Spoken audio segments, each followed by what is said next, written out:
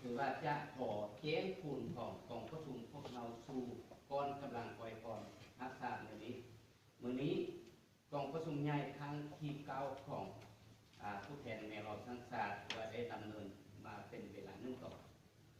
ถือว่าทางเฮาได้ผ่านงานการเมืองทั้ง2 ภาคและได้เลือกตั้งเอากรรมการแนวเราทั้งศาสตร์เมือง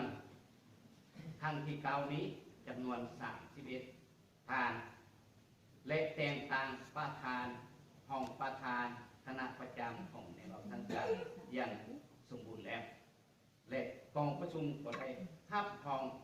บทรายงานการเมืองทางบทสำรวจการนำพาของกรรมการในเราทั้งศาสตร์ชุดที่8สำเร็จผลลงไปแล้วเป็นสารขอแสดงความเข้าใจ